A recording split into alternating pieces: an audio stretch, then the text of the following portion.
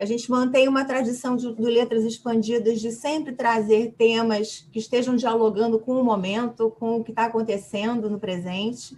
Quase não tivemos o Letras esse ano, mas o grupo de alunos se reuniu e achou que era importante, sim, ter, exatamente pelo que estamos vivendo, por essa questão da pandemia, da quarentena.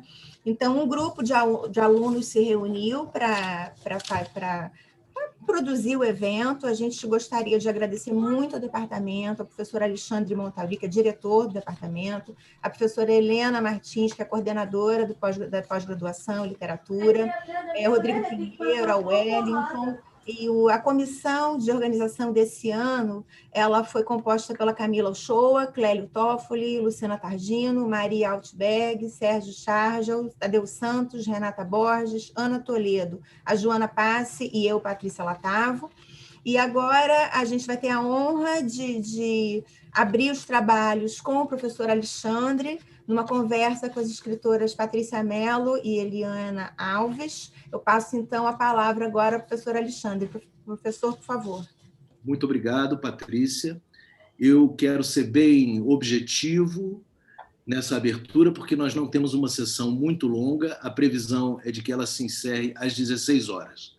Então, eu gostaria de falar, como atual diretor do Departamento de Letras, que essa é uma iniciativa dos alunos da pós-graduação, em particular do programa de Literatura, Cultura e Contemporaneidade. É uma iniciativa muito importante para o Departamento de Letras da PUC-Rio, e a prova de que é uma atividade importante é a importância das nossas convidadas para essa sessão de abertura.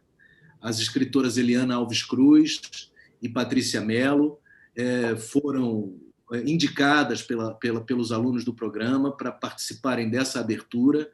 É um momento muito especial para nós, e por isso eu queria, em nome de todo o Departamento de Letras, agradecer a você, Eliana, agradecer a você, Patrícia, pela disponibilidade de estarem aqui conversando conosco, discutindo questões que são questões da atualidade, claro, e que são questões que nos interessam como estudiosos, pesquisadores, interessados nas questões da linguagem, tal como ela se coloca hoje no espaço público, né? Então, assim, eu queria agradecer muito a presença de vocês, parabenizar a comissão organizadora pelos trabalhos, e gostaria muito de poder passar a palavra para a nossa coordenadora do programa, a professora Helena Martins, que aqui está presente e certamente gostaria de dar uma palavrinha, Helena. Se você puder dar uma palavrinha e, em seguida, passar a palavra para as escritoras fazerem uma primeira apresentação de alguma força importante para essa reunião, quer dizer, é sempre importante elas saberem que estão falando com pós-graduandos, né, do campo da literatura, e ouvi-las é sempre muito importante. Então, eu passo a palavra para a Helena, em seguida, pede assim, as considerações iniciais das escritoras. Muito obrigado, boa tarde, que a gente tenha uma ótima reunião.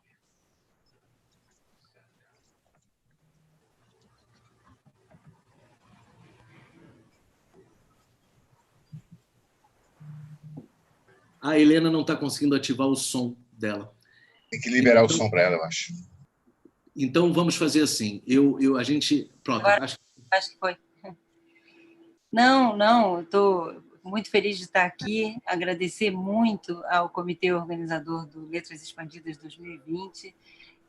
Sabemos que todos os esforços hoje são épicos, né? A gente está fazendo essas iniciativas de força e de criação num ambiente desfavorável. Então, agradecer muito, fizeram tudo de uma maneira muito autônoma e com uma programação maravilhosa. Agradecer a Patrícia a Patrícia Mello e a Eliana Alves Cruz que se dispuseram a abrir, e vão abrir de uma maneira muito, assim, a gente fica muito animado já, muito auspiciosa. E eu, então, queria passar logo a palavra a vocês e apenas dizer que estou encantada aqui com a programação e que vou acompanhar com muito interesse. E parabenizar os alunos do PPG-LCC. Obrigada. Patrícia ou Eliana, gostariam de dar uma palavra inicial aos nossos alunos, ou a gente já parte para uma conversa mais focada, como preferem? Acho que a Eliana está sem som também. Bom, eu gostaria de dizer, primeiro, agradecer a você, Alexandre, a comissão organizadora, a Helena, ao Sérgio, com quem eu já conversei anteriormente. Enfim, é um prazer enorme poder participar desse evento tão importante nesse momento que a gente vive e dar realmente mostrar o meu entusiasmo aqui nesse evento que eu acho que qualquer espaço de debate hoje é um espaço importante dentro dessa loucura que a gente vive na política, né? nesse momento tão tenebroso da nossa vida política. Então, parabéns a todos, parabéns pela organização do evento e realmente é um prazer poder participar e debater com vocês. Olá, todo mundo. Muito bom estar aqui com vocês. Muito obrigada pelo convite, pela lembrança dos alunos, né? Isso é uma honra muito grande, ser lembrada por pessoas que são especialistas, no final das contas, né? Pessoas que estudam a literatura, que, enfim, entendem qual é o nosso ofício. Como disse a Patrícia, estamos num momento difícil, não só de Brasil, mas de mundo, eu acho, do planeta. No futuro, olharão para 2020 como um marco para muitas coisas, né? Uma referência para muitas coisas, que a gente não tem a capacidade agora não tem o distanciamento histórico para avaliar, mas esse está sendo um ano bem emblemático, bem poderoso, sob diversos aspectos, e fazer parte disso é uma responsabilidade para todos e todas nós, principalmente para nós, né, que produzimos aí uma narrativa, que contamos histórias, que vamos deixar aí algum legado dos seres humanos desse pedaço de tempo, né, desse recorte de tempo. Então, eu espero que a gente tenha uma conversa muito, muito bacana, democrática, frutífera, e que a gente consiga ir na contramão, né, da intolerância e da falta de diálogo que permeia a nossa vida nacional. Muito obrigado, Patrícia e Eliana. Eu, assim, observando as convidadas, né, para mim é claro que a escolha desses convites se prende a também uma preocupação com o lugar da literatura como espaço também de intervenção, né? A gente olha para as obras de vocês e identifica ali uma preocupação, seja com as questões ancestrais e da racialidade, sejam questões ligadas a gênero, sejam questões políticas num sentido mais amplo. E eu gostaria, assim, de inicialmente ouvi-las sobre este ofício, né? Quer dizer, a escritora neste ambiente público onde as guerras de relatos proliferam, as guerras narrativas proliferam. Como é que vem este ofício no exercício diário dessa profissão? Não sei se minha pergunta é clara, mas gostaria que vocês procurassem inserir, digamos assim, o exercício cotidiano do ofício e a responsabilidade ética, a responsabilidade política. Como é que vocês veem essa prática do literário como exercício de cidadania também nesse sentido? Quem começa? Pode começar. Tá. Bom, eu sou jornalista por formação, então eu não consigo separar, né, muito bem as coisas. Às vezes a jornalista se mistura com a escritora se mistura com a jornalista, e vamos que vamos, né? Eu acho que a gente está realmente na guerra da narrativa, né?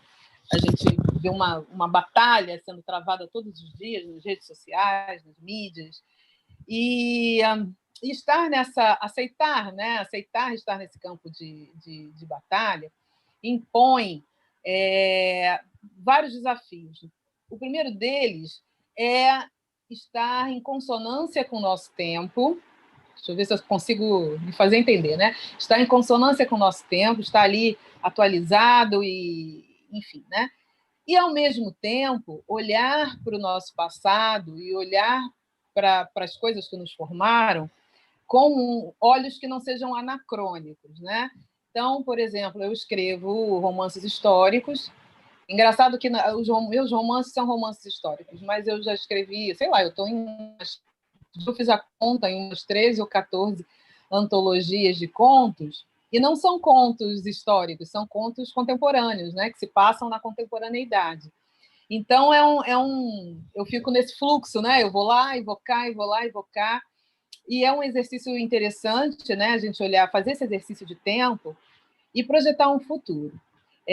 Quando eu falo que a questão do tempo, né, da gente estar em consonância com o nosso tempo, é entender que, em algum momento, tudo que a gente fala e tudo que a gente conta pode não ser mais a linguagem da época, né? Então, eu fico muito atenta, por exemplo, aos meus filhos, que são adolescentes, como eles falam, que palavras eles usam, que conceitos eles estão, que pensamentos eles estão expressando. Fico olhando a turma deles também, né?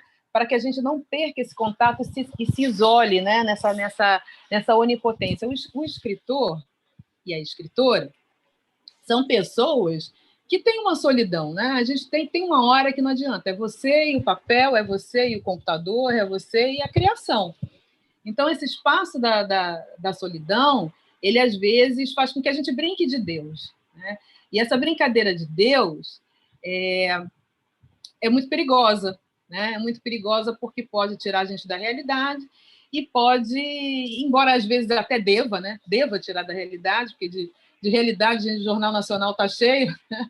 Às vezes deva realmente tirar da realidade, mas é bom que a gente voe, tenha a cabeça na nuvem e o pé no chão. Então, eu acho que é esse exercício diário que eu tento fazer, pelo menos é assim que eu tento exercitar a minha escrita, é assim que eu tento criar histórias que conversem com quem está aqui hoje, em 2020.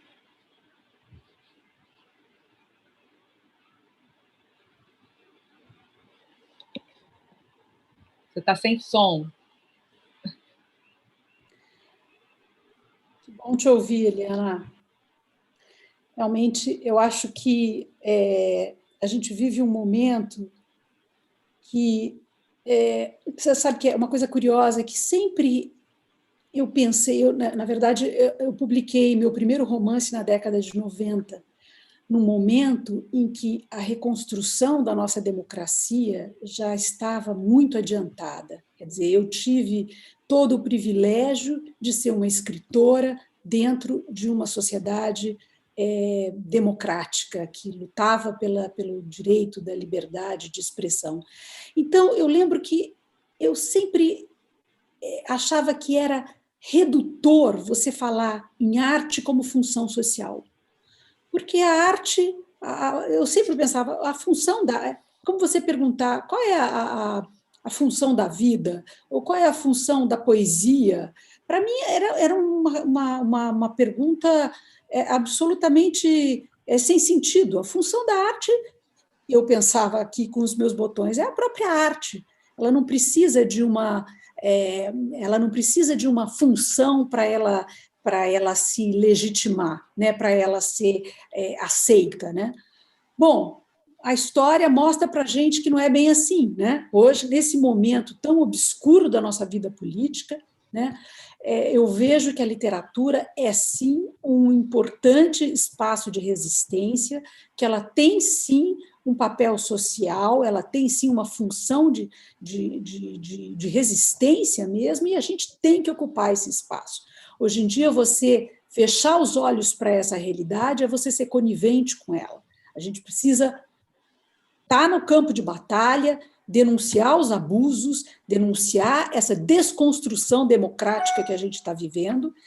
E a literatura, ela é, sim, uma forma de nos proteger da estupidez, do preconceito, da xenofobia, do racismo. Por quê? Porque ela nos ensina a experiência da empatia.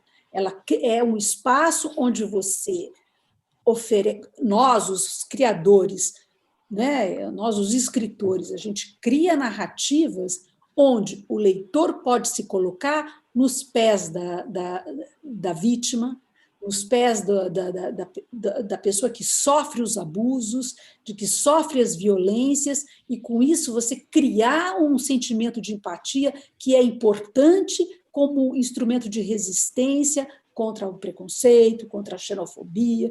Então, hoje eu sou muito consciente do meu papel de escritora.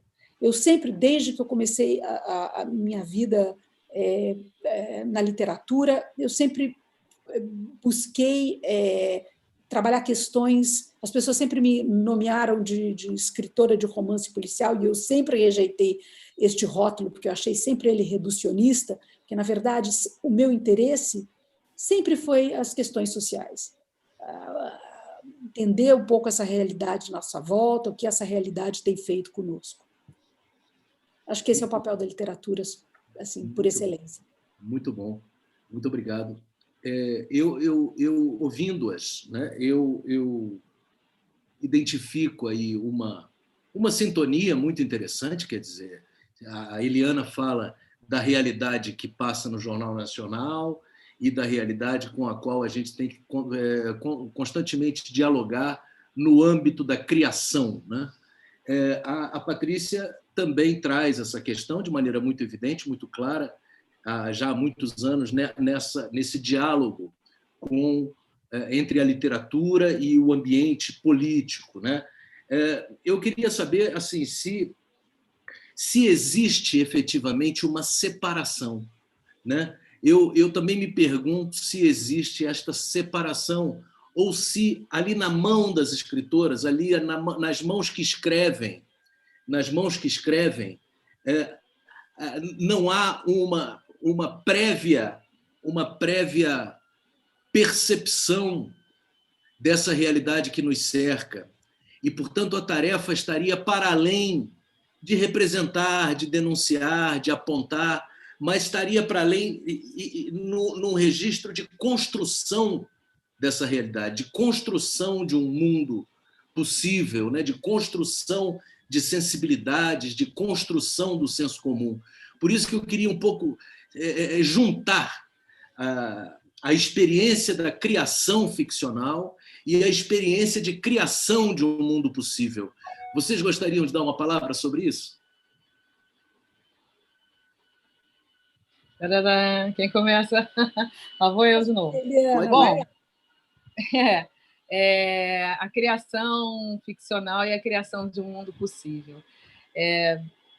Esse é outro desafio, né? A gente precisa imaginar futuros, né? E imaginar futuros, tem um movimento que se chama afrofuturismo, que é bem isso, né? A gente usa as referências da ancestralidade, de várias coisas aí da nossa formação e da nossa história, para pensar um futuro diferente, para imaginar um final diferente daquele que historicamente a gente se acostumou a ver, né?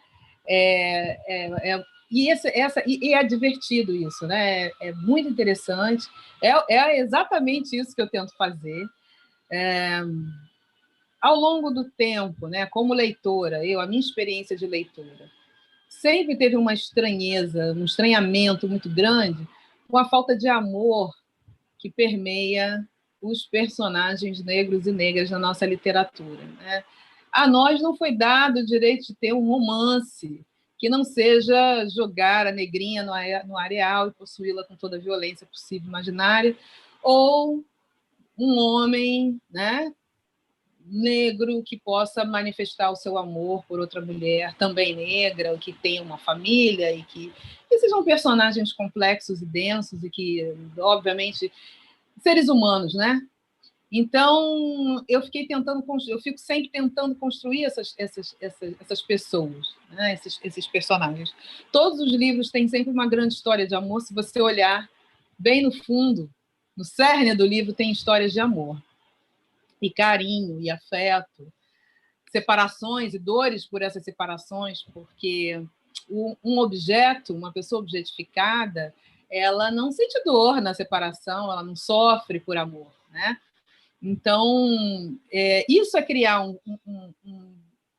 jeito diferente, um final diferente, um futuro diferente. Aquele homem pode, sim, né, nutrir um sentimento mais elaborado por aquela mulher. Aquela mulher pode, sim, sair daquele lugar da solidão eterna. Outros finais são possíveis e são necessários para essas pessoas.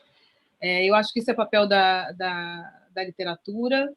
A Conceição Evaristo tem uma fala excelente que ela fala, né? A literatura tem um poder de convocação. Então, a gente convoca o leitor, a leitora, a também olhar para a sua própria vida e a realidade, a construir uma outra realidade, a construir um outro mundo, a construir um outro futuro, a partir do momento em que, olha, como é possível uma família negra brasileira, ela tem uma árvore genealógica, embora eu ache a árvore genealógica em si uma construção super eurocentrada, né? Coisa de família europeia. Mas eu achei interessante colocar no livro para dar aquele sentimento de que, olha, eu sou fruto de uma árvore velha, né? Eu sou fruto de algo muito antigo, porque a sensação que as pessoas têm, por não conhecerem o seu passado, elas se sentem soltas, barcos soltos no oceano, como se não tivesse âncora nenhuma, não tivesse partido de porto nenhum. Então, um barco à deriva é um barco à deriva. Sabe-se lá Deus aonde vai chegar, né? Enquanto que a gente não pode ser por acaso, a gente tem que ser de propósito, né? A gente tem que ter propósito, tem que ser de propósito. Essa é uma pergunta de coaches, né? Coaches perguntam, você é por acaso ou você é de propósito? A gente tem que ser de propósito, a gente tem que ousar querer e construir outro futuro. Então, Patrícia, como é que você nos ajudaria a pensar esse ponto? Olha, estava aqui lembrando, enquanto a Eliana estava falando, eu estava aqui lembrando de um texto que eu li há algum tempo atrás, do Vargas Llosa, acho que foi na apresentação que ele faz dos ensaios sobre romance, e ele fala o seguinte, que a gente vive, né, numa realidade cibernética, né, que é uma realidade tão incivilizada, né, tão antidemocrática, né, tão cheia de ódio, tão dividida, tão apática, tão insensível, né? Como é que você pensa a literatura nessa realidade, né? Eu acho que a literatura ela passa a ter uma responsabilidade melhor na construção dessas soluções, né, para as questões que a gente vive hoje. De que forma? Exatamente como uma verve da nossa vida social que não tem especialidade. Ao contrário, né? É um espaço que é o denominador comum da nossa experiência humana, né? Ela tem uma integralidade, né? A literatura ela entra dentro desse espaço de integralidade que foge que, na verdade, é um contraponto importante para esse mundo cibernético e idiotizado que a gente vive, né? Por quê? Porque eu acho que ela é um caminho para você construir. O que é a literatura?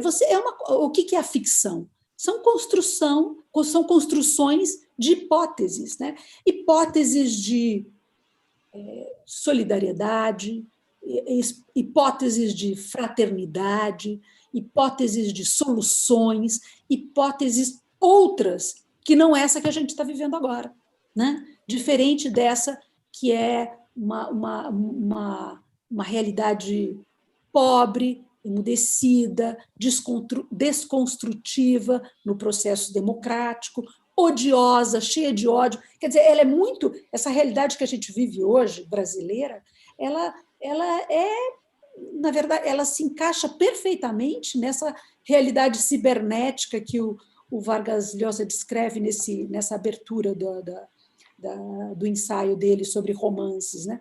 Então, eu acho que a gente tem que pensar que a literatura, ela primeiro, ela é de fato um denominador comum da experiência humana.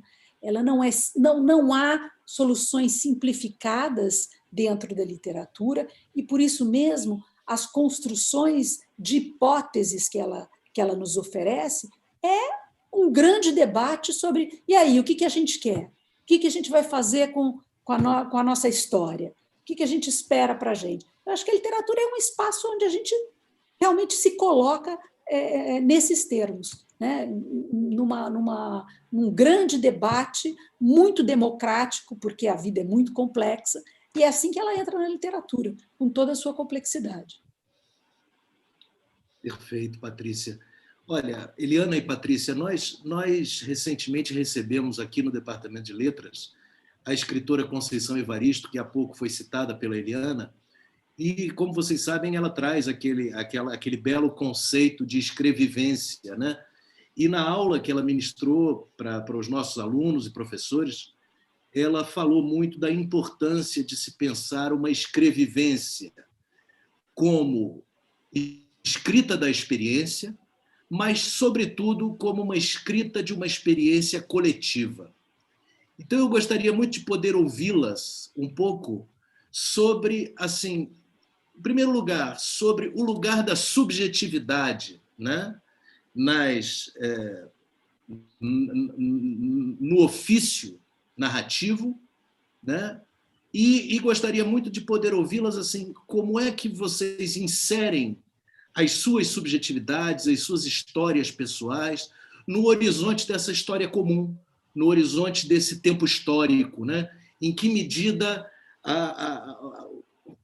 o sujeito está ali presente na mão da escritora. Eliana, você pode começar.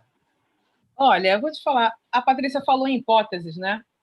Eu acho que quando a gente cria histórias e personagens, nada mais é do que isso, a gente fica criando hipóteses.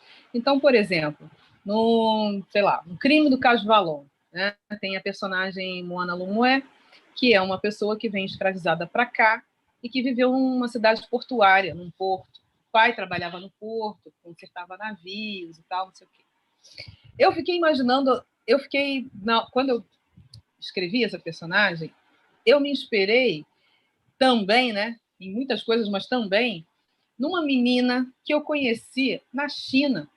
Eu viajei à China, fui cobrir os Jogos Olímpicos de Pequim, e lá tem um mercado, né, não sei se ainda tem, um mercado da seda, que é um mercado que tem tudo que você possa imaginar, desde as coisas falsificadas que a gente compra alucinadamente, né, até, sei lá, kimono, né, aquelas coisas típicas. E tinha uma barraquinha lá que todo mundo parava para comprar. A garota, se você chegasse lá, ela falava português. E chegava em italiano, ela falava italiano. Chegava em inglês, ela falava inglês. Eu fiquei admirada com aquilo, perguntei, mas onde é que você aprendeu tantos idiomas? Ela aqui mesmo, com as pessoas que vêm comprar aqui.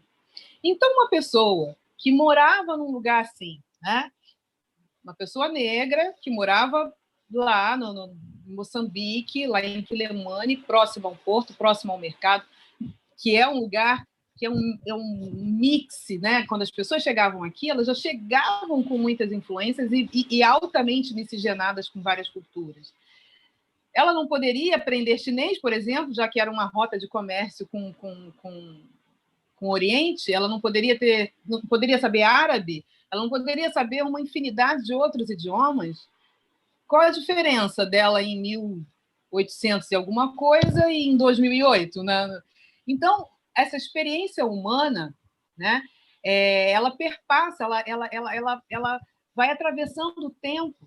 A capacidade de aprender e a capacidade de absorver cultura não é uma coisa de agora, nem de ontem, nem de há 1000 anos atrás, é algo inerente ao ser humano.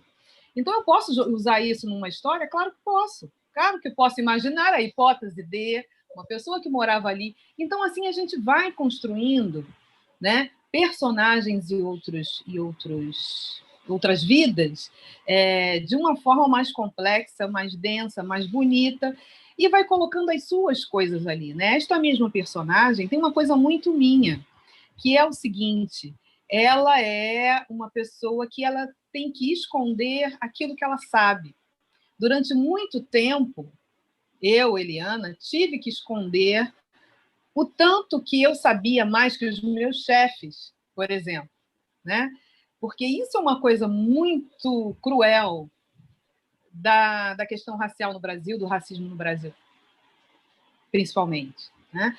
A gente e tem uma fala, inclusive, sobre isso no livro, né? Ela fala: as pessoas brancas não admitem que a gente saiba alguma coisa mais que elas e que não seja a força dos braços. Né? Eu tive que brigar uma vez com um chefe meu porque eu fui corrigi-lo num texto que ele escreveu. E ele me contratou para isso, imagina. Então, é muito complexo isso, né? Então, tá lá na personagem, tá dito, né? E isso poderia acontecer? Poderia acontecer, claro que... Então, são formas que a gente encontra de mandar o nosso recado. Não dá, foi como eu falei no início, não dá muito para separar, né?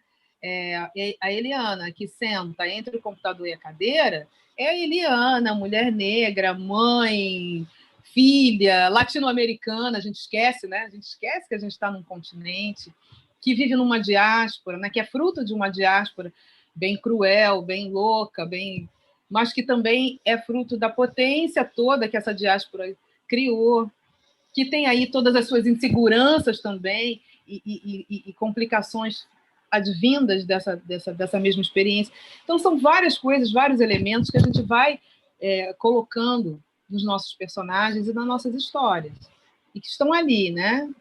A ciência é colocar de um jeito que o leitor não consiga identificar e ele fica tentando te enxergar ali, né? Pô, mas cadê ela aqui? Cadê? Esse é um jogo de esconde-esconde interessante. E aí, nessa busca, a pessoa que lê acaba se encontrando, né? Olha, eu me identifico com isso aqui, olha, isso aqui aconteceu comigo. Claro que ela se identifica, porque sou eu que estou colocando ali, né? Tem coisas minhas ali. Ela não está se identificando com o texto, está se identificando comigo. Muito bom. Patrícia?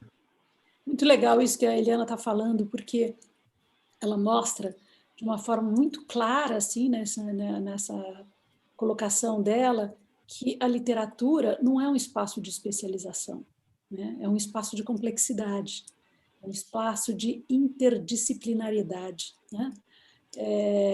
Diferente da ciência, né? Que é um espaço da especialização, que é o espaço da disciplina, que é o espaço da técnica, né? A literatura não é isso. A literatura é a complexidade, é a polifonia das vozes sociais, da voz científica, da voz política, da voz doméstica, né? De todas as vozes que compõem a nossa sociedade.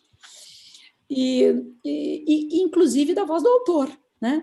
Eu lembro do Philip Roth dizendo que, num dos romances dele, não me lembro qual agora, acho que é Portnoy, ele dizendo que a biografia do escritor você encontra nas entrelinhas do que ele escreve. E é verdade, eu acho isso absolutamente verdadeiro, né? Eu até falo que é impossível você ser escritor sem deixar carne no arame farpado da sua literatura. Você está ali, né? Você se expõe muito, né? E é muito engraçado que quando você dá um passo atrás e vai ler o que você escreve, porque nem sempre esses movimentos de exposição eles são muito racionais, né? Às vezes você está ali no fluxo entregando aquelas coisas todas, mas você só vai ver o quanto daquilo é seu no momento em que você dá um passo para trás e até se coloca como leitora, né? E você se vê na posição do agente de violência, do agente que comete a violência, do agente que sofre a violência, né? Do agente que aceita a violência, do agente que denuncia a violência. E aí você vê como é a complexidade do ser humano, né? Você é tudo aquilo, né? E eu acho que essa é a beleza da literatura, é essa polifonia de vozes que não permite que o leitor não se identifique em algum momento. Em algum espaço ele está, né? E ele vai se encontrar em algum espaço. Muitas vezes ele se encontra em vários espaços, né? Isso é doloroso para ele também, se ver de uma maneira como ele não gosta de se ver, né? Então, eu acho que a beleza da literatura reside exatamente nessa complexidade que só pertence à literatura, e não ao mundo da ciência, e não ao mundo da tecnologia, que cada vez mais é fragmentado e especializado. As falas de vocês, elas me enchem de alegria, porque eu sou professor de literatura e o que eu depreendo assim das sensibilidades, das respostas que vocês mandam, são a de que essas complexidades, essas vivências, essas hipóteses, esses percursos que nos formam ao longo da vida, né, de certa maneira, têm um espaço neste objeto, neste artefato de linguagem que é a literatura, que propulsiona, na verdade, aquilo que me parece um papel de grande centralidade da literatura no espaço público, que é o da tomada de consciência, né? Me parece que a tomada de consciência na literatura ela é possível precisamente pelo encontro de múltiplas perspectivas, pelo encontro de múltiplas sensibilidades, pelas polifonias, né, como você falou, Patrícia. E, portanto, a fala de vocês enche esse professor de literatura de alegria e esperança. Muito obrigado. Depois eu vou pedir licença, não sei se devo assim transmitir uma pergunta que está aqui no chat para vocês, que tem que ver, que é uma pergunta da Valesca Martins, que diz o seguinte: ela cumprimenta a todos, parabeniza pelo evento, e ela gostaria de saber da Patrícia e da Eliana sobre as suas leituras de autoras africanas ou afrodescendentes. Como fazem essas travessias leituras e percebem esse diálogo com a literatura brasileira contemporânea. Antes de passar a palavra para vocês, deixe-me só dizer o seguinte: eu fui orientado a sair de cena às 15h30 para que a Patrícia Latavo, nossa querida aluna de doutorado, possa assumir essas perguntas e essa sessão de perguntas e respostas. Então, era só para dizer o seguinte: se eu não tiver mais a oportunidade, eu queria mandar um abraço muito especial para cada uma de vocês, um agradecimento muito grande em nome do Departamento de Letras, dizer que é uma alegria imensa tê-las aqui hoje, ter essa nossa conversa registrada, tão importante sobre o ofício de vocês e o nosso, né? Ao fim e ao cabo, nós compomos um campo, né? Um campo da crítica, o campo da análise literária, o campo do estudo, das teses, das dissertações, e vocês são as criadoras, as produtoras, e nós compartilhamos, então, esse belo fenômeno, né, da literatura. Então, se eu não tiver a oportunidade de voltar, eu queria mandar um beijo, um abraço muito forte para cada uma de vocês. Parabéns pelo sucesso, parabéns pelas lindas obras e muito obrigado por essa visita. Tá? Vocês ficam, então, com a pergunta da Valesca sobre as leituras das autoras africanas ou afrodescendentes e como fazem essas travessias e percebem o diálogo com a literatura brasileira contemporânea. Muito obrigado, um beijo muito grande. Um beijo. Bom, então, eu acho... Eliana, você pode começar, por favor? Então, vamos lá. Em função, né, da minha escrita, tanto do Águas de Barrela, depois com o Crime do Caso Valongo, eu comecei a intensificar, né, essas leituras, e justamente para tentar ver esse intercâmbio. O Água de Barrela eu senti uma grande solidão, né, porque eu fui escrevendo e eu olhava em volta, no Brasil, na literatura brasileira, e eu não via nada semelhante. ou seja, a história de uma família, né? De uma saga, de uma família como a minha. Eu tinha lido, já até falei isso em algumas falas aí, né? Eu li na adolescência, na juventude, sagas, né? O Tempo e o Vento, a gente lê isso na escola, né? O Tempo e o Vento, 100 Anos de Solidão, Raízes, a gente vai lendo essas histórias familiares e isso tudo me intrigava. E eu não via nada aqui, né? Então eu fui escrevendo da minha cabeça, né? Fui com as referências de fora, né? Com outras referências.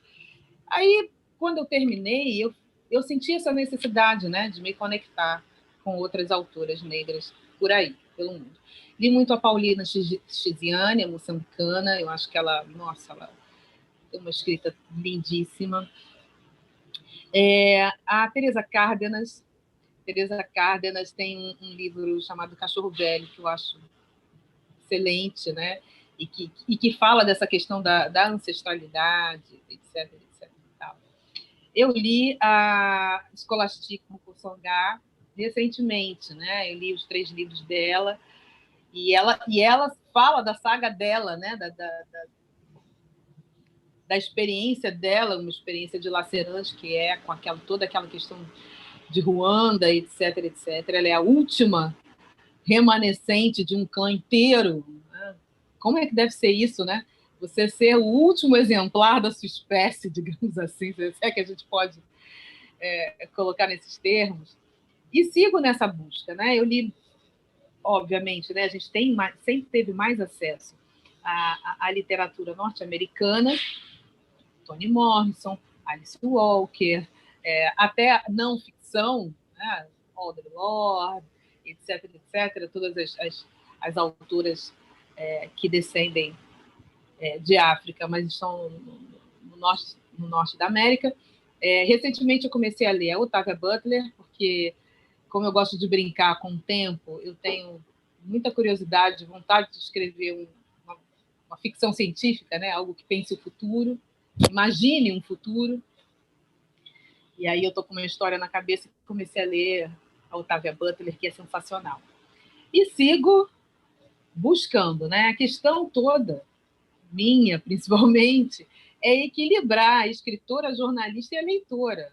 Não tenho tempo, né? A gente quer ler muito mais, mas não tenho tempo. Preciso realmente cavar esse espaço. Novamente, trazendo a Conceição, a gente já andou conversando sobre isso, ela também está com o mesmo dilema, né, de querer ler e consumir outras autoras e não ter esse tempo, mas a gente precisa cavar, porque isso é muito importante. Eu tenho muita curiosidade de saber mais sobre autoras negras aqui, né, em Sul-América. Eu acho que a gente tem pouco intercâmbio, muito pouco. Eu não sei o que está acontecendo, por exemplo, com as escritoras negras na Colômbia ou, né, no Uruguai. Isso me interessa. Eu acho que são experiências semelhantes, mas ao mesmo tempo diferentes. E essa troca faz com que a gente cresça enormemente, como artista e como ser humano. Obrigada, Eliana. Você tem razão. A gente tem pouca troca, né, com a América Latina, né, em termos de literatura. A gente olha mais para fora. Curioso. Eu acho que como estamos isolados no português, sim. Né, e uma vez eu fui, quando eu lancei o Água de Barrela, a Fundação Palmares Saudosa, era uma vez, né? A Fundação Palmares me levou para aquela feira de Guadalajara, e lá na feira de Guadalajara eu vi a curiosidade que as pessoas têm com relação ao Brasil, né? Tem lá aquela Destinação Brasil, e foi Paulo Scott, foi a Beatriz Bracher e tal. Enfim, foi um evento que tinha lá um espaço do Brasil e que era bem assado, mas a gente... E aí gente, olha esse mundo que a gente não acessa, quanta gente, quanta coisa para a gente ler. É verdade.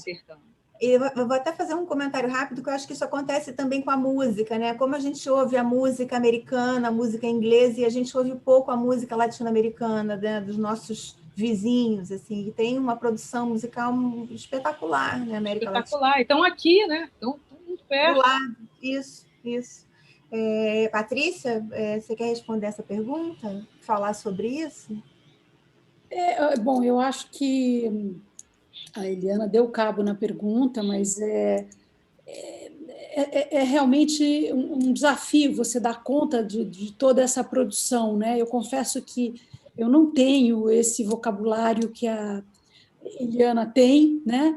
Esse conhecimento tão vasto que ela tem, né? Dessa produção, mas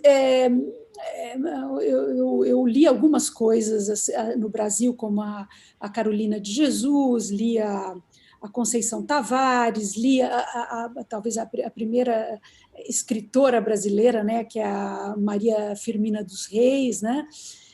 Mas o que acontece de terrível na vida de um escritor é que, eu não sei se a Eliana sente isso, mas você está sempre tomado com a temática do seu livro, né, e com a bibliografia que essa temática exige que você leia, né, para você produzir o seu romance, né, a pesquisa que envolve a produção de um romance, e que realmente acaba fazendo com que você deixe de lado ou não dê conta, né, de acompanhar essa produção super rica e não só brasileira, mas latino-americana, né? Por exemplo, fora a questão da falta de intercâmbio que a Eliana chama atenção, né? A gente não tem intercâmbio nem com a produção portuguesa, a produção de Angola, né? Então a gente uma dificuldade dupla, não só pela falta de intercâmbio, mas pela própria realidade do nosso ofício, que muitas vezes exige um mergulho numa temática e numa bibliografia que nos retira tempo para a gente ler tudo o que a gente gostaria, como, por exemplo, o conhecimento dessa literatura tão rica, que a Eliana falou tão bem sobre ela. Bom, eu vou passar então para... A gente tem aqui mais duas perguntas, uma da Luciana Targino, que é aqui do programa, que ela pergunta: como vocês vêm percebendo a aceitação do público, a literatura de vocês nesse momento de censura das minorias? Há uma reação às avessas e uma maior procura por leituras de denúncia social e cultural? Olha, eu não sei responder isso muito bem, porque é o seguinte, eu não sei se eu primeiro que Eliana, eu tenho uma trajetória muito sui generis, né? Eu jornalista, trabalhando alucinadamente, escrevi o primeiro romance por uma questão muito minha, né? Eu nem sabia se eu iria publicar ou não, né? Eu queria terminar aquela história, nem que fosse para dar uma cópia para cada filho, para cada membro da família, né? Eu achava que eu queria ter crescido lendo aquilo ali. Eu achei que era um presente para eles e para os futuros, para os que viessem depois de mim. Mas quando eu terminei, eu topei com o concurso. E eu ganhei o concurso, e aí eu tive uma entrada no mundo da literatura um pouco facilitada por conta desse concurso. Foram 6.000 exemplares. Oi? Vocês estão me ouvindo? Sim, sim. Tá. Foram 6.000 exemplares a tiragem da Palmares, né? E depois, logo em seguida, a Malê se interessou em colocar na praça. Então, muita gente já leu essas histórias. Os outros livros que eu publiquei tiveram uma excelente aceitação. Muita gente faz contato comigo por rede social, porque eu sou colunista do UOL, então as pessoas de vez em quando mandam. E é tudo muito legal, sabe? Eu não sinto esse ódio que eu vejo permeado, né, em outros espaços. Não sei se... Porque eu acho que existe uma demanda reprimida muito grande, né? As pessoas estavam sedentas por histórias assim, estavam sedentas por ler coisas que, enfim, saísse daquilo que a gente sempre lê com aqueles mesmos personagens. A história única que faz a nossa literatura, né? Então, eu acho que as pessoas estavam sedentas por esse conteúdo, então eu tenho infinitamente mais resposta positiva do que negativa. Não sinto esse lugar do ódio, com a graça divina. Não, e é até bom você ter falado na Malê que o nosso querido Wagner Amaro, ele é aqui do nosso programa, o Wagner. Maravilhoso. E ele, inclusive, na mesa seguinte, ele vai estar apresentando sua pesquisa e mediando a mesa. Então, ótimo, né? Patrícia, você quer falar sobre isso? Olha, eu acho que é engraçado, eu não sei, eu sinto sempre que o leitor é uma figura metafísica na vida do escritor. Né? Você nunca... É difícil você saber exatamente o que o leitor acha dessa literatura e o que... né? Você tem o retorno da crítica, né? Mas o leitor mesmo ele é uma coisa abstrata na nossa vida. Né? Agora, o que eu sinto por exemplo, esse último romance que trata a questão, esse meu último romance que trata a questão do feminicídio, o que eu sinto é que houve assim muitos convites por partes de diferentes, assim, de universidades, de clube de leitores, da própria imprensa, enfim, o que eu sinto que houve um interesse muito grande. E eu fui bastante convidada a participar houve um interesse muito grande nesse debate sobre o feminicídio, né? E eu acho que não é à toa, eu acho que a gente vive uma pandemia de feminicídio, e eu acho que a gente, com a questão da pandemia do coronavírus, essa questão se agravou terrivelmente. Hoje até saiu uma matéria na Folha de São Paulo dizendo exatamente isso, porque saiu agora o anuário, né, do Fórum de Violência, né, dizendo que a gente já previa, né, que isso fosse acontecer, um agravamento dessa situação do feminicídio, e como de fato aconteceu, né, houve um aumento bastante significativo. Então, o que eu sinto é que é uma questão importante de ser debatida nesse momento e que o debate acontece, né? Então, a resposta que eu sinto é muito mais no engajamento desse debate, né? As pessoas se engajando nesse debate, querendo esse debate, e o que é uma coisa bastante positiva na nossa sociedade, né? Porque é um debate realmente fundamental. Necessário, né? Bom, a gente tem agora 2 perguntas que são direcionadas, né, com relação aos últimos livros que vocês lançaram, do Clélio Toffoli para Eliana. Eliana, no seu último e ótimo livro, você usa o Rio Antigo para discutir questões delicadas como violência oficial, fake news e questões trans. Como é fazer essa ponte para tratar de assuntos contemporâneos? Olha, eu acho que já dizia o velho Marx, né? A história se repete como farsa. A vida é cíclica. E aí, fazendo a pesquisa para o crime do Caso Valongo, eu topei com várias coisas que eu olhei, mas isso aqui a gente está vivendo agora, né? Eu vi lá as pessoas se escondendo atrás de pseudônimos para publicar nos jornais queixas do vizinho e falar mal de não sei quem, de não sei o que lá, ou expressar uma opinião política que talvez desagradasse. Então, as pessoas usavam, que hoje a gente usa a rede social, as pessoas usavam jornais impressos, né, para fazer. Então, nada mais só mudou a plataforma, a prática é a mesma. Né? E algumas pessoas se identificavam com outro gênero e expunham isso.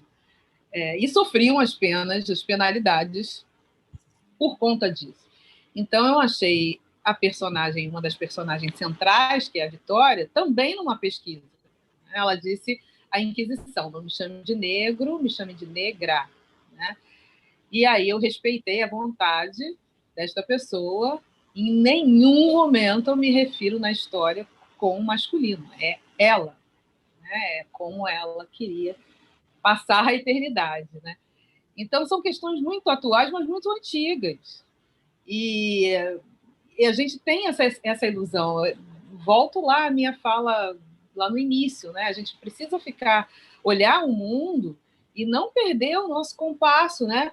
Olhar e entender que o que a gente está vivendo, outras pessoas já viveram. Né? A gente não pode ficar achando que a gente está inventando a pólvora com nada. Inclusive, essa pandemia aí, o mundo já viveu exatamente do mesmo jeito, com as autoridades falando as mesmas coisas, às vezes com as mesmas palavras. É chocante quando a gente vai pesquisar isso. Eu coloquei lá no Água de Barrela, em 2015, nem, né, 2014, 2010, quando eu comecei a escrever o livro. Não tinha sinal de pandemia de coronavírus no mundo. Eu coloquei no livro porque isso já aconteceu, né? E eu pesquisei isso em documentos oficiais, as falas do presidente da época, dos governadores. É muito impressionante como é igual. Então, a gente tem essa sensação de que o artista, na verdade, ele é um adivinho, né? Mas a gente não é adivinho, a gente apenas devolve ao mundo, né? Faz um jogo de espelho, brincando com o tempo, para a gente ver se a gente quebra esse ciclo, né? Se de alguma forma a gente quebra esse olha aqui, isso aqui vamos deixar acontecer pela milionésima vez daqui a 5 anos? Não, né? Vamos quebrar esse ciclo, vamos cortar, olha isso aqui. Então, quando a gente tiver um sinal de que aquilo vai repetir, opa, é o sinal, né? A gente precisa ter essa referência. E muito me preocupa, porque eu fico vendo aqui meus filhos e o que os colegas dizem, como as pessoas relativizam determinadas passagens históricas. Quem teve parentes mortos pelo Covid vai se sentir extremamente ofendido se daqui a, 10 anos alguém disser assim, mas aquilo não foi nada, né? Aquilo não foi nada, aquilo ali foi uma gripezinha.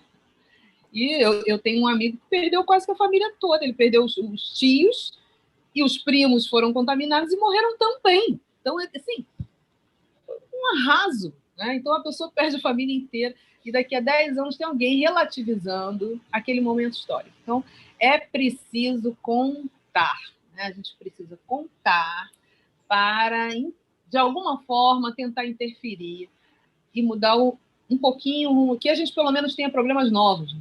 Que a gente não caia nos mesmos problemas. É isso. É verdade. Ainda bem que nós temos pessoas como vocês, né? Que estão aí para contar essas histórias, não deixar que essas histórias sejam repetidas sempre da mesma forma. Porque às vezes isso dá um desânimo, né? Que a gente pensa, pô, será que é da natureza do ser humano? Será que essa essência é sempre a mesma? Isso não muda, as coisas vão sempre se repetir, só em plataformas diferentes, ou no jornal, ou online. Mas você falou uma coisa certa, está na hora de virar a chave, né? Entrar num movimento de reconstrução de alguma coisa, de destruição de uma antiga e de reconstrução de uma coisa nova. Obrigada, Eliana. Eu tenho uma pergunta agora para a Patrícia, que é o seguinte. Patrícia, do Sérgio Chargel. Patrícia, você lançou no final do ano passado o seu último livro, Mulheres Empilhadas. Poderia falar um pouco sobre como foi o processo criativo, como foi a pesquisa, o que a motivou a escrever sobre feminicídio? Você pretende retornar a esse tema em um próximo livro? Olha, na verdade, a história de Mulheres Empilhadas, ela foi muito atípica dentro assim da minha literatura. Eu geralmente escrevo, eu elejo meus temas, mas as minhas editoras pediram que eu escrevesse uma história, foi uma encomenda, na verdade, que eu escrevesse uma encomenda entre aspas, né, com toda a liberdade possível, né, e generosa de editores inteligentes que sabem que essa liberdade é importante para a criação. Mas elas me pediram que eu escrevesse uma história com protagonismo feminino. E isso foi assim uma espécie de choque para mim, porque foi quando eu me dei conta que a minha ficção que trata basicamente da questão da violência no Brasil, no seu aspecto patológico, nos seus diferentes aspectos, né? No aspecto cultural, no aspecto patológico, enfim, no aspecto imaginário, né? Ela tinha, exatamente por isso, né? Por ter sempre essa temática, ela tinha um protagonismo masculino, né? Com raríssimas exceções ali, o Acotofana, eu tenho personagens, histórias com protagonismo feminino, e depois em Fogo Fato. Então, e eu falei, bom, me interessa muito, sim, fazer algo nesse sentido, mas deixa eu ver o que eu quero fazer. E lógico que quando eu olhei para essa temática, quer dizer, para a questão da mulher no Brasil, eu acho que a questão que mais sobressai aos olhos de qualquer pessoa que estuda a questão da mulher brasileira é a questão da violência, né? Então, que está estampada nas páginas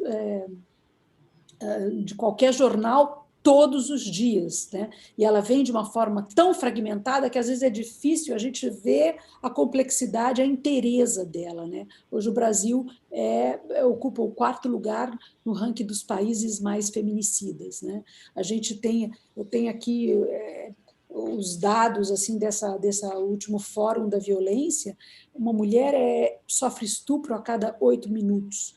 A cada 2 minutos, uma mulher registra agressão sobre a Lei Maria da Penha. Né? A cada dia, 4 mulheres são vítimas de feminicídio.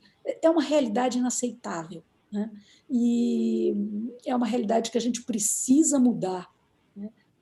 O Brasil precisa aceitar a recomendação da Comissão Interamericana dos Direitos Humanos e passar a ser mais intolerante com a questão da violência contra a mulher, porque é uma violação dos direitos humanos. E essa foi a minha inspiração para escrever esse romance.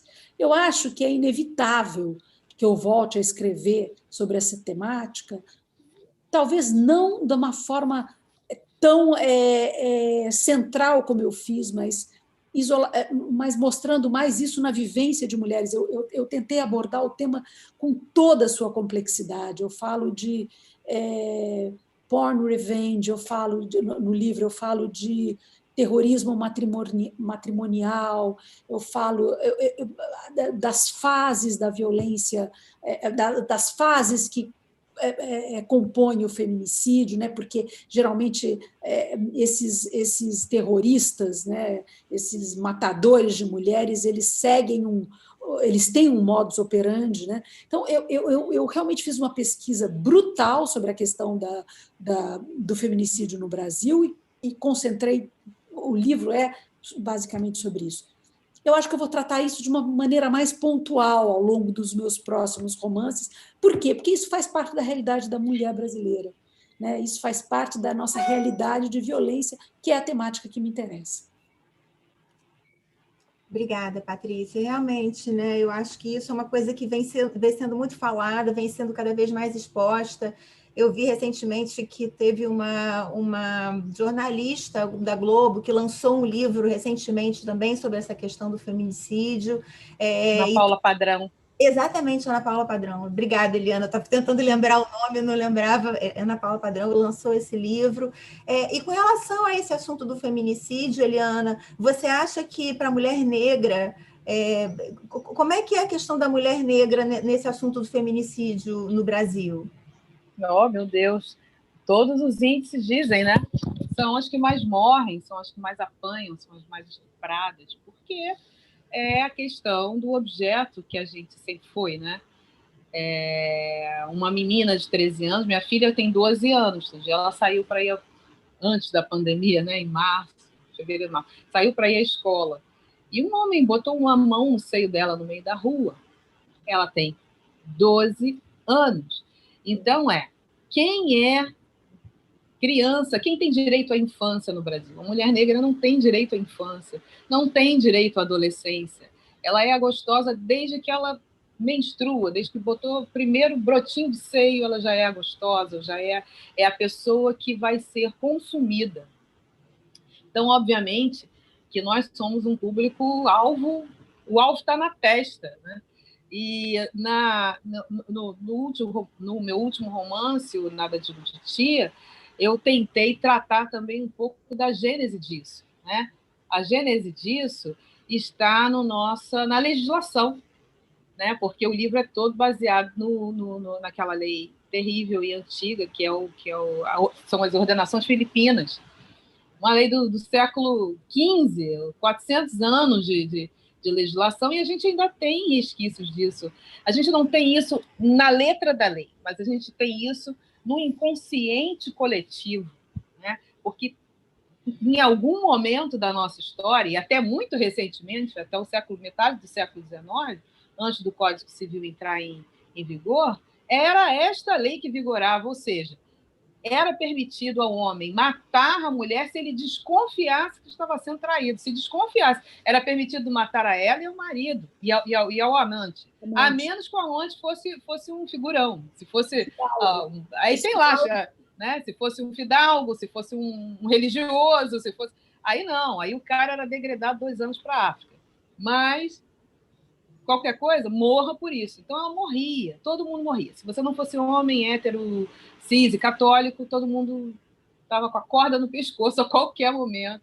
Uma sociedade perigosíssima para todo mundo e para a mulher, principalmente, né? Porque todo tipo de violência era permitida por lei.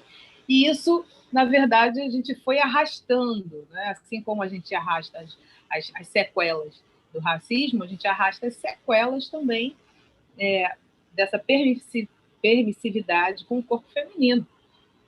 E eu trato disso no livro, né? Tem uma personagem que apanha do marido, grávida, enfim. Então, são coisas que fazem parte da nossa história dolorosa. Posso completar? Posso falar só uma coisa? Claro. Sabe, eu acho que é engraçado. Parece que o único direito que o Brasil reconhece assim de maneira ferrenha é o direito à propriedade. E a mulher é considerada uma propriedade do homem. Sim. E ela é tratada... foi, durante muito tempo, por lei, foi realmente. Foi. Uma mulher... não é legalmente considerada... Mas ela, mulher, na realidade, ela é considerada uma propriedade. Né? Uma mulher...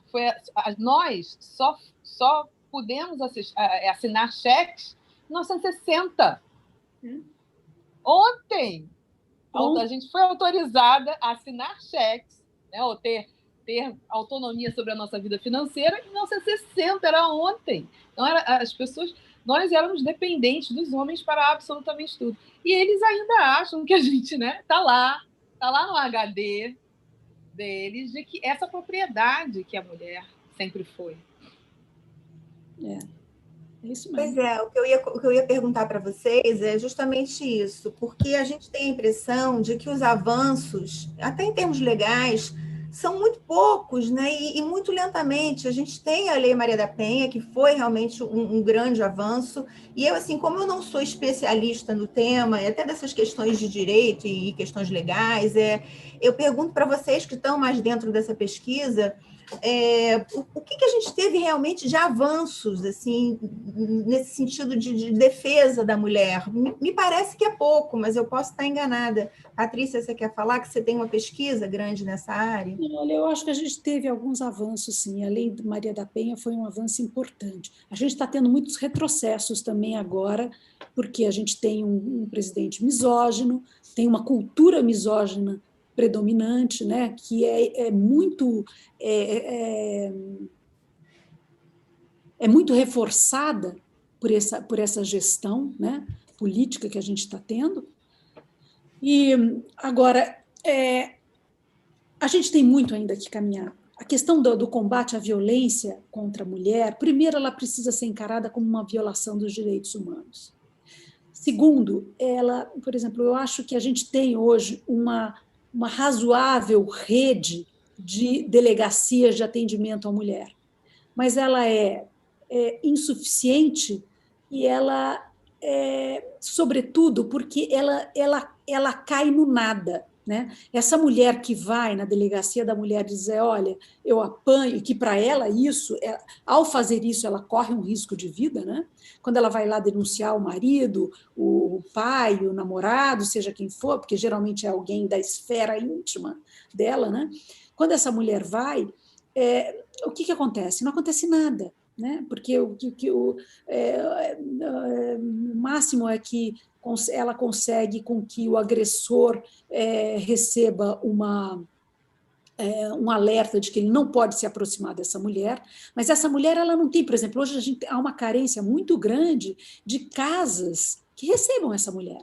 Se você está em perigo, né, o que você tem que fazer? Sair de casa, né? Sair de casa com seu filho, enfim, com a sua família, porque se você não está seguro em casa, e geralmente a casa é o patíbulo dessa mulher, né? Você tem que ter para onde ir. Hoje, no Brasil, o número de locais que pode atender essa mulher é ridículo, né? Então, o que a gente precisa muito é avançar nesse sentido. Eu acho que tem que avançar também que eleições surgem e que os ganhos políticos acontecem, né? As conquistas políticas acontecem. E eu acho que é um caminho longo ainda para percorrer, mas sem deixar de reconhecer que houve conquistas, o movimento feminista no Brasil é forte, conseguiu muita coisa, e eu acho, olha, hoje eu li uma escritora, uma acadêmica que eu gosto muito no Facebook, dizendo uma coisa, ela fala, olha, quando um estuprador que se reconhece como um rapaz que cometeu violência contra uma mulher, critica o movimento feminista, significa que a gente está no caminho certo. E é isso aí, eu acho que a gente está no caminho certo. Eu acho que a luta é longa, a batalha é difícil, mas a gente está no caminho certo. Eu vi essa frase hoje também, achei perfeita, achei realmente, então... Eliana? Então, eu na minha segunda vida, né, eu sou jornalista de esporte, e o esporte é o terreno do macho. Macho alfa. Se eu for contar toda a minha experiência, nossa, isso dá um outro livro, um dia eu ainda vou escrever sobre isso. Mas, então, eu hoje, até a coluna que vai amanhã ao ar no UOL, é um pouco sobre isso, sobre o caso do técnico do Santos, né? Que foi um estuprador que veio para o Brasil, depois daquele caso na Suíça, não sei se vocês lembram, 1987, resumo da ópera, né? Em 1987, o Grêmio resolveu estuprar uma menina, né? Quatro jogadores do Grêmio estupraram uma menina na Suíça. E aí foi um caso ruidoso que entrou João Avelange, Itamaraty, embaixador, enfim, os caras ficaram um mês presos lá, depois vieram para o Brasil, chegaram no Brasil, foram ovacionados como heróis, os que foram enganados, uma menina de 13 anos. A garota peitou, suicídio com 15 anos. Enfim, um caso horroroso, horroroso. E naquela época eles foram... E ela procurou os jogadores porque ela queria uma camiseta assinada. Ela queria um autógrafo na camiseta. Uma menina de 13 anos, fã do time, foi buscar e saiu estuprada do hotel. E foi direto para a polícia e deu um quiprocó danado. De lá para cá, algo mudou na sociedade brasileira, porque naquela época não haveria essa reação que a sociedade teve em relação ao caso do Robinho. Mas, por outro lado, eu fico me perguntando, né? E eu coloco isso no texto. É o crime em si ou é o fato de ele ter sido descoberto? Né? Então, o jogador foi afastado, né? Rescindiram um contrato por pressão de patrocinador. Mas acontece que, para a assinatura desse contrato, um contrato não se faz da noite para o dia. Eles ficaram quanto tempo negociando, elaborando um contrato, fizeram foto na assinatura e só agora que pensaram que o cara era condenado por estupro num outro país. Se não tivesse essa recuperação, ele estava jogando. Então, eu não sei qual é essa repercussão, não sei qual é o avanço exatamente, né? A gente fica... Um passo foi dado, mas eu acho que ele ainda é pequeno, né? Porque o crime em si, o dano é a repercussão. O que eu não posso é perder meu patrocínio, o que eu não posso é ter menos consumidor para minha marca. Então, todas essas questões a gente tem que ficar na cabeça e entender que, no final das contas, tudo é texto, tudo é narrativa, né? Tudo é uma história que a gente conta. Exato, você tem razão, é isso mesmo. Eu acho que foi o fato da história ter sido revelada, e não a história em si. E não a história em si. Não a história em si, exato. Bom, a gente vai começar aqui a encerrar a mesa. Eu quero agradecer, porque esse assunto ele é interminável, né? A gente poderia passar a tarde inteira aqui conversando sobre isso. Vocês são fantásticas, Eliana, Patrícia, muito obrigada. Eu vou passar agora a palavra ao professor Alexandre para as considerações finais. E, bem, se puderem acompanhar nosso seminário, eu agradeço, porque estaremos aqui debatendo os assuntos interessantes a semana inteira. Muito obrigada, Eliana, Patrícia. Alexandre. Obrigado, Patrícia, mas eu não tenho considerações finais a fazer. Eu estou aqui como espectador, sou admirador das escritoras. Eu queria dizer que as considerações finais me parecem evidentes, né? Tudo é texto, disse a Eliana. E nós fizemos aí um percurso pensando a literatura e a capacidade interventiva das escritoras na sociedade, no real, para chegar à esfera do crime, né? Que é algo tão caro, de alguma maneira, às duas escritoras. E tivemos assim um momento, pena que foi curto, mas um momento muito esclarecedor desse cotidiano de escrita de duas profissionais muito reconhecidas e muito admiradas no nosso programa.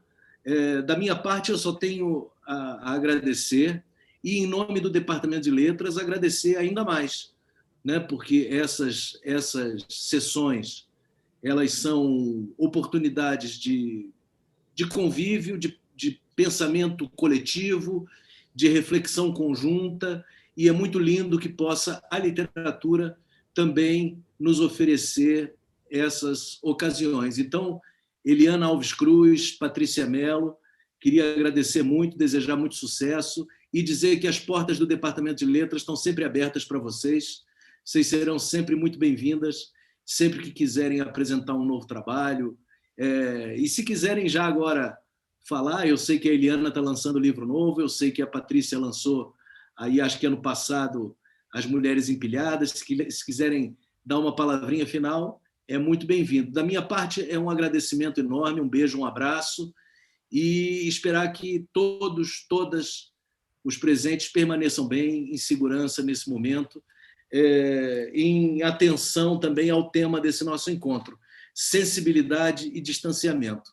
Parabéns às comissões organizadoras, muito obrigado. E se as escritoras quiserem, elas sim, fazerem as considerações finais, são bem-vindas. Bom, só tenho a agradecer, né? É uma oportunidade a gente expor nossos pensamentos, nossa forma de criação, trocar essas ideias. É tudo sempre muito maravilhoso. Eu lancei recentemente, né? Lancei em junho, Nada Digo de Ti que a gente não veja, mas eu escrevo freneticamente, só não escrevo mais pela aquela famosa questão do tempo, né? Mas eu tenho, sei lá, mais não sei quantas coisas engavetadas, e esse ano ainda deve sair texto em antologias, né? Em mais umas 2 ou 3 antologias aí que eu participei. Então, é isso, né? A gente está construindo alguma coisa, talvez a gente ainda não tenha o distanciamento suficiente para aprender, né, tudo que isso significa. Às vezes eu tenho um insight pela devolutiva que eu tenho do público, porque também tem isso, hoje em dia é difícil separar. Antigamente você não interagia com os autores, né? A gente lia o livro e era aquele cara lá distante. Hoje está todo mundo ao alcance de um clique. Então, é bem difícil separar o ser humano do artista. Então, a gente não tem também o distanciamento para... Mas eu creio que estamos, como disse a Patrícia, num caminho certo. É isso mesmo, que tenhamos coragem, né? Como diz a famosa frase, né? Tudo que a vida exige da gente é coragem. Já dizia o Guimarães. Bom, eu só quero, como a Eliana, agradecer a Alexandre, Patrícia, Sérgio, toda a comissão organizadora do evento, a todos vocês que nos assistiram, deixar um beijo enorme e dizer que foi um prazer imenso. Muito obrigada. Tchau, até a próxima. Foi uma honra ter vocês aqui na abertura do nosso evento. Muito obrigada mesmo, em nome de toda a comissão organizadora.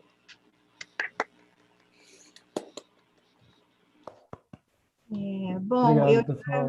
eu já comunico, então, que daqui a 15 minutos, 10 minutos, a gente dá prosseguimento ao seminário, com a mesa mediada pelo Wagner Amaro, e esperamos vocês. Temos agora 10 minutinhos de descanso. Obrigada.